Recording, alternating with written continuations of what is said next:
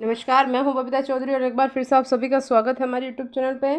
आज हम बात करेंगे कर्मचारियों और पेंशन भोगियों के लिए एक बहुत ही अच्छी खबर निकल कर सामने आ रही है। कई दिनों से उन्हें इस खबर का इंतजार था और आज वो खबर सामने आ रही है 8वें पे कमीशन को लेकर। तो आगे बढ़ने से पहले मैं आपको बता दूँ, यदि आप हमारे चैनल पर नए हैं तो हमारे चैनल को सब्सक्राइब कीजिए और अगर आपको हमारी वीडियो अच्छी लगे तो इसे ज़्यादा से ज़्यादा लाइक कीजिए और शेयर कीजिए। कर्मचारियों और पेंशन भोगियों को बेसब्री से 8वें पे कमीशन का इंतजार है। कर्मचारियों को उम्मीद है कि 8वें पे कमीशन आने से उनकी सैलरी और पेंशन में बढ़ोतरी दिखने को मिलेगी। वहीं पर कुछ कर्मचारी इस उम्मीद में हैं कि 8वें पे कमीशन आए या ना आए, उनकी बेसिक महंगाई भत्ते में मर्ज हो जाए, जिससे कि उनकी सैलरी और पेंशन में तुरंत बढ़ोतरी देखने को मिल जाए। तो आखिरकार किस में ज़्यादा बढ़ोतरी देखने को मिलेगी, यह जानकर आपके होश उड़ने वाले हैं।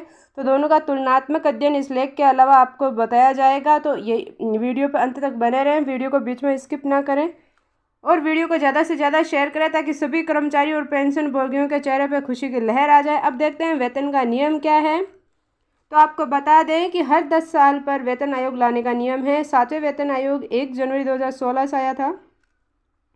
अब ऐसे में नियम के हिसाब से 8वां वेतन आयोग 1 जनवरी 2026 से आना था। इस बीच कर्मचारियों की मांग है कि 8वें पे कमीशन आए या ना आए, उनका 50% महंगाई भत्ता बेसिक में मर्ज करके उन्हें दे दिया जाए। ऐसे में आपको बता दें कि अगर महंगाई भत्ता बेसिक में मर्ज होता है तो 8वें पे कमीशन के आने की उम्मीद कम है। आगे भी सरकार से सैलरी दी जाएगी। अब ऐसे में 15 जुलाई की मीटिंग में कैबिनेट सचिव के सामने 2 प्रस्ताव रखे गए हैं कि या तो आपकी सैलरी को बढ़ाया जाए, बेसिक भत्ता बढ़ाया जाए, या आपकी सैलरी को बेसिक में मर्ज कर दिया जाए। तो अगर आपकी सैलरी को बेसिक में मर्ज कर दिया जाता है तो महंगाई भत्ता यानी कि 8वें पे कमीशन को बढ़ाने के चांसेस बहुत ही कम है।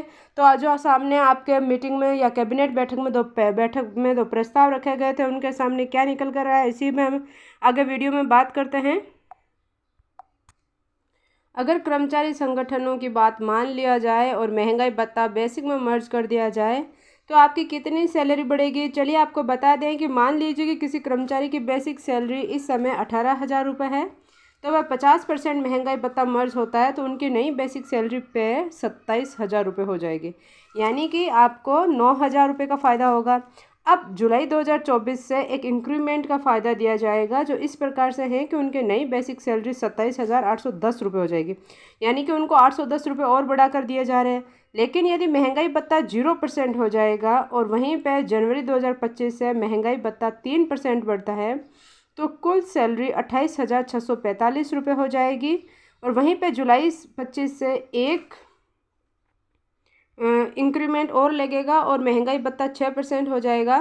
तो इस प्रकार महंगाई भत्ता और बेसिक को जोड़कर 30,370 रुपये। अब देखिए इस चार्ट के थ्रू हम देखते हैं कि अगर आपकी बेसिक पे और डीए बढ़ा के कौन सी सैलरी आपकी बढ़ रही है। यदि मान लीजिए आपकी बेसिक सैलरी 18,000 रुपये और आपका महंगाई भत्ता 50% बढ़ाया जाता है तो आपकी सैलरी 27,000 रुपये हो जाती है, ये देखिए। और यदि आपकी जुलाई 2024 विथ इंक्रीमेंट के तहत अगर आपकी बेसिक सैलरी और 0% डीए बढ़ाया जाता है तो आपकी सैलरी टोटल 27,810 रुपये हो जाएगी अगर आपकी 18,000 रुपये है तो। और जनवरी 2025 से जब आपका 3% महंगाई भत्ता बढ़ाया जाएगा तो 28,645 हो जाएगी। फिर जुलाई में 3% और बढ़ाया जाएगा तो 30,370 रुपये हो जाएगी।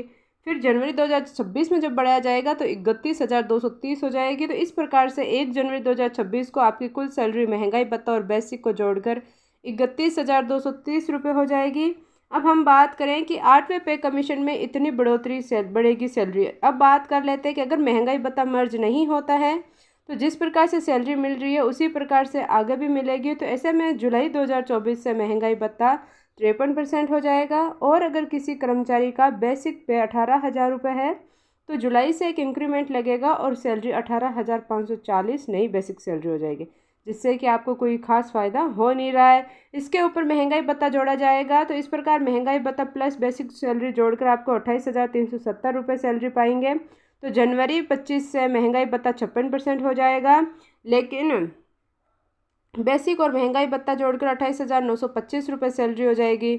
वहीं पे जुलाई 25 में एक इंक्रीमेंट और लगेगा और 100 रुपये नई बेसिक सैलरी होगी और इसके ऊपर 59% महंगाई भत्ता जोड़ा जाएगा तो 30,370 रुपये सैलरी होगी। ये बढ़ रही है आपके महंगाई भत्ते के हिसाब से। तो वहाँ जहाँ 2026 तक आपकी सैलरी 31,000 रुपये से कुछ ऊपर हो रही थी, यहाँ आपके महंगाई भत्ता बढ़ा के जोड़ा जा रहा है तो 30,942 के आसपास हो रही है। फिर भी 0% अगर आपकी रखी जाती है सैलरी और महंगाई भत्ता 0% रखा जाता है तो आपकी सैलरी बढ़कर सामने आती है। अब हम बात करते हैं कि अब 31 दिसंबर 2025 को बेसिक और महंगाई भत्ता को जोड़कर नई बेसिक तय किया जाएगा और इसके ऊपर न्यूनतम फिटमेंट फैक्टर 1.92 से गुणा करने पर नई बेसिक 8वें वेतन आयोग के हिसाब से तय किया जाएगा। इस प्रकार 30,370 गुना 1.92 बराबर 58,400 रुपये होगा। अब हम बात करें कि अब हम तुलनात्मक अध्ययन से निष्कर्ष निकालते हैं कि दोनों में से क्या बेटर और क्या होना चाहिए।